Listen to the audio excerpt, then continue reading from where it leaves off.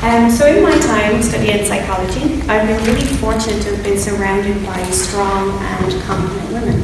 And that's had a real positive impact on me. But women in other fields, they're not always so fortunate. So for example, maths and physics fields, women can be harder to come by.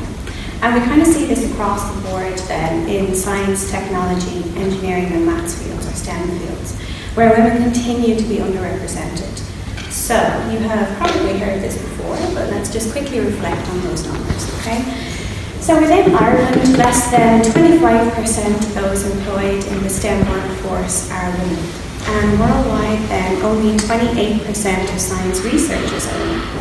Even then, in fields where we have nearly equal percentages of women achieving degrees, say for example in biology, the further one moves up the career ladder, the less women there are in positions of decision-making power.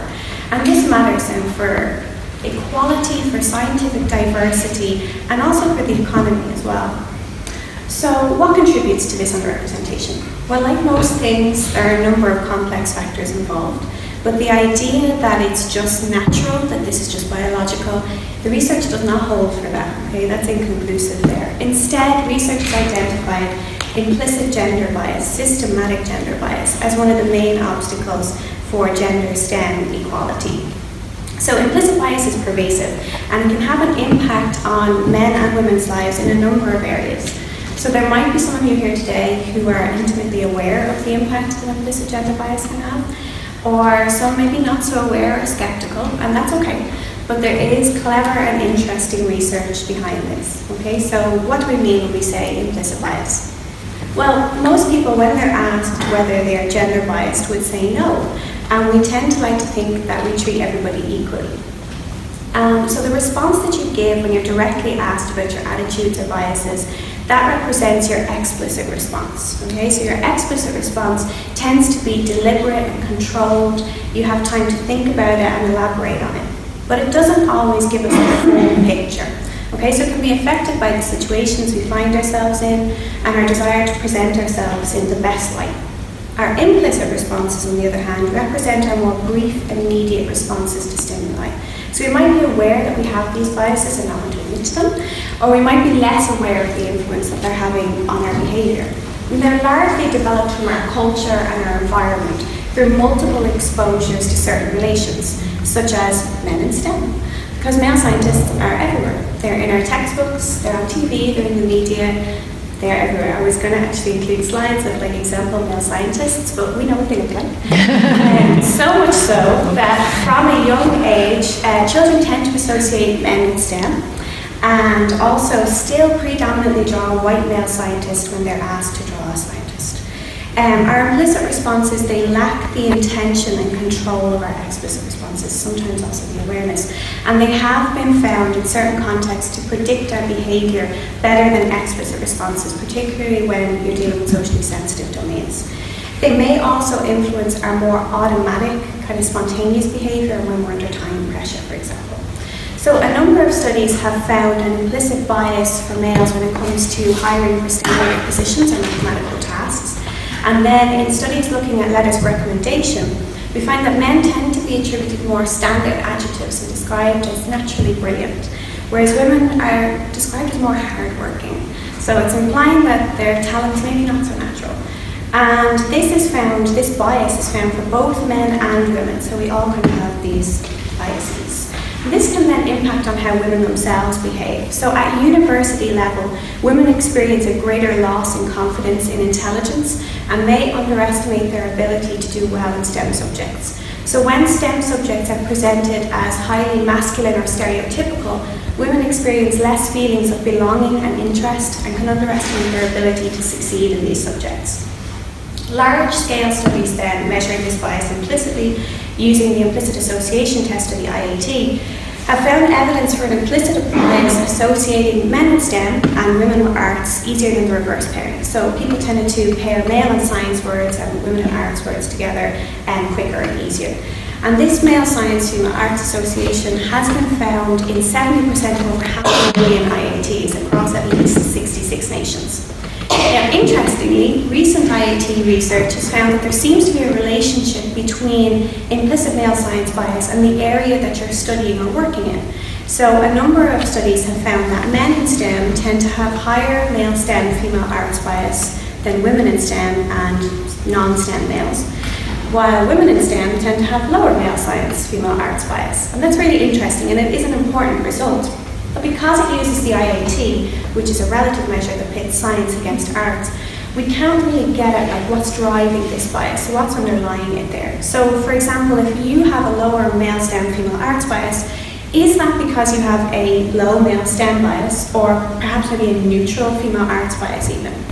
So an alternative then to the IAT is the IRAP, or the Implicit Relational Assessment Procedure, created by Professor Burns-Holmes. So the IRAP allows us to look at more complex relations than just our associations, and as it's non-relative, we can analytically separate out a STEM from an arts bias to get a clearer picture of this bias and what might be driving it here. And my own research then using the IRAP has attempted to do just that. So I wanted to see what's underlying this difference in STEM and non-STEM students and their implicit gender STEM bias. Now, with admittedly a smaller sample than the thousands that are in the IAT research, we looked at this bias among STEM and non-STEM students who self-identified their gender. So the IRAP itself is similar to the IAT in that it's a quick response task. Now, in certain blocks, participants are asked to confirm a certain relation, such as women more suited to maths, and they'll have to respond there with true, and then in other blocks, they have to deny this relation by responding with false. So the IRAP its responding is governed by predetermined rules and not your own opinion. However, if your opinion matches the response that you have to give, so your brief, immediate relational response to these stimuli is matched by the response that you have to give, then your responding should be quicker than when you have to respond against this initial result. So the IRAP then uses this response latency differential to create an index of bias on each of its 4 trial types. In this case, male STEM, male arts, women STEM, women arts. And then we get to look at each component of this bias. And what we found is quite an interesting result. So all of our groups, male and female STEM and non-STEM, had the expected significant pro-male STEM bias. But our female STEM students also had a significant pro-female STEM bias. And this could go some way towards explaining that lower male STEM female arts bias that we're seeing on the IAT research. So they had this competing pro-female STEM bias, and that could have an influence on relevant behaviour then. And it would be interesting for researchers to investigate what kind of context this has an influence on. Like, does it have a buffering effect maybe for these groups? Another interesting result that we found was with our other groups. They directionally had a pro-female STEM bias also. Now, it was very weak and it was non-significant, but directionally there was a hint that that was there, and we were surprised by that because we might have thought that there'd be a negative bias here, that people would be anti-female STEM.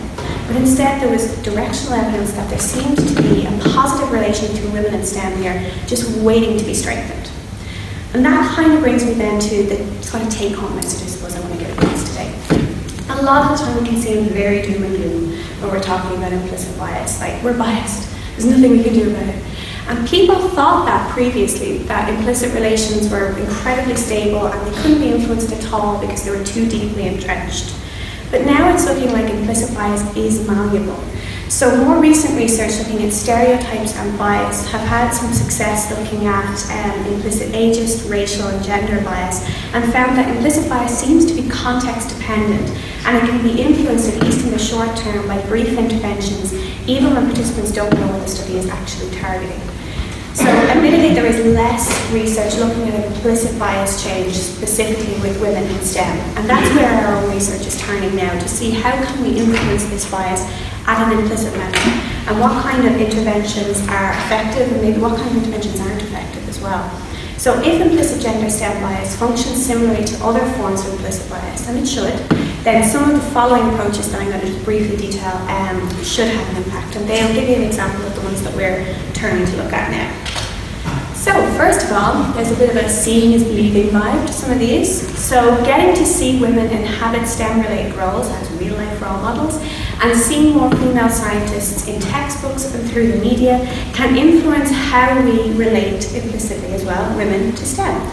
So for example, women who had a female calculus professor as opposed to a male calculus professor were found to have increased implicit math self-concepts and increased positive implicit math attitudes.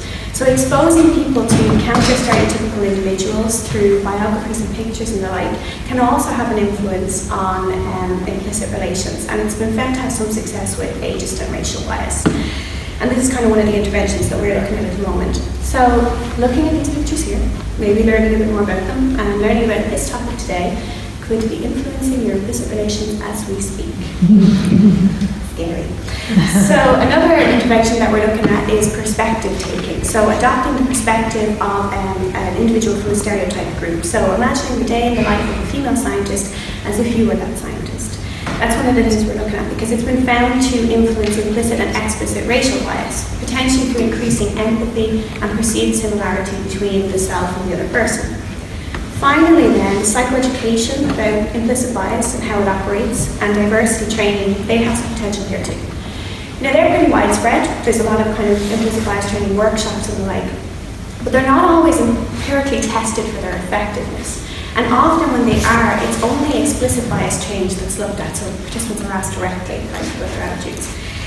One of the few studies that I've come across that's looked at this change post-implicit bias training implicitly found, it was by Jackson et al., found that implicit bias training significantly increased men's positive implicit attitudes towards women, but it didn't significantly increase women's.